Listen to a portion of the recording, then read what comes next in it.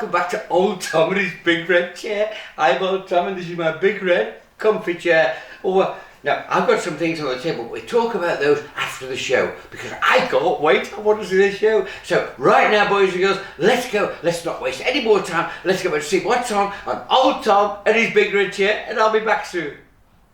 Boys and girls, Old Tom is back because I've received an email. I received an email off a little boy in America. And that's funny because we're going to do a story about America in a moment. And he said, "Old Tom, can you do magic while you're sitting on your chair instead of going into your special magic den?" And I said, "Yes, of course." So I thought I would show you a magical story. Now, one day, a long time ago, well, not too long ago, a few years ago, I was very fortunate and I went to have a look at America. It's the first time I've been to America. What a beautiful place it is, and all the wonderful, friendly people. Most of all the delicious food you've got there. Boys and girls, while I was in America, I had the good fortune of meeting a real Indian. That's right, a real Indian, boys and girls, a real red Indian. And we got on so well that we went back to I suppose his village, or whatever they call them there. We went back to his village, boys and girls, and I met all the other Indians. And they made me feel really, really welcome. And what a wonderful place it was. And they got campfire in the middle and all the teepees all around. And for those of you who don't know what a teepee is, it's like a big tent and it's wide at the bottom and it goes up like a big point. It's like a big ice cream cone upside down. Boys and girls, they were the most wonderful people and they made me feel really welcome, and we even had the peace pipe out. What about that? They gave me lots to eat, and when I left, boys and girls, they all stood there waving goodbye, and it was wonderful, and I'll never forget them, boys and girls. So when I got home, I thought, I know, I'll make a magic trick, a magic story about those Indians and I having to cross here, and I'd like to show you right now. All right, here we are, boys and girls. On my table here I've got, wow, this is a magic Indian blanket. All right, I've got this. There was 3 little Indian boys. First of all, there was one called Red Feather, and he was called Red Feather because he got a red feather, red trousers, red shoes and a red necklace. Isn't that wonderful? And the next one, boys and girls, is called Blue Feather.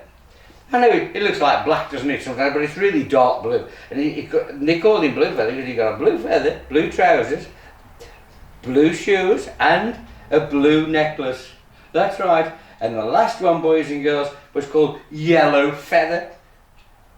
You can guess why he's called Yellow Feather, can't you? Because he's got a yellow feather, red yellow trousers, red shoes, and a yellow necklace. And boys and girls, one day they were out hunting and they found this magic Indian blanket. And they'd been hunting for a long, long time, boys and girls, and they were very, very tired. So they thought, we'll get underneath the magical blanket like that, boys and girls. Wow, isn't that wonderful? And guess what? Guess who was the first one to wake up? It was little Yellow Feather. That's right, little Yellow Feather was the first one to wake up, and he went running back home to the camp, boys and girls. And the next one to wake up, who do you think it was? Who thinks it was Red Feather? Oh no, it was Blue Feather. And Blue Feather, he woke up and he went running back to the camp with little Yellow Feather. And the last one to wake up, boys and girls, was little Red Feather. But just a moment. Just a moment. Little Red Feather, let's cover him up. You haven't seen, don't look at this, boys and girls. Little Red Feather has disappeared. But what do you mean he hasn't? He's under the, no, he isn't under the cloth. Would you like, I'll prove it to you. There we are. Little Red Feather isn't on that side, and he isn't on that side. No, he isn't. He isn't. He isn't on that side, and he isn't on that side, is he? But oh dear. Okay, you've caught me out. I thought I was doing so well on that magic trick, but you know, just a moment. Little Red Feather has really disappeared, boys and girls.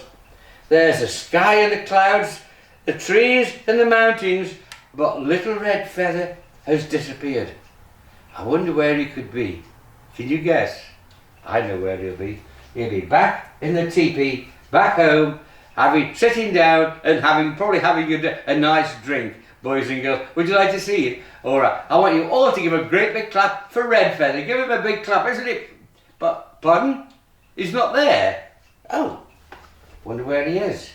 I know, perhaps if I say the magic word. Are you ready? Let's say the magic word, abracadabra. Ready? 1, 2, 3, abracadabra. And there's Red Feather sitting in the teepee having something to eat and... Oh. Where's he gone? I don't know where he's gone. Listen, boys, if you see little Red Feather anywhere at all, can you give me a shout?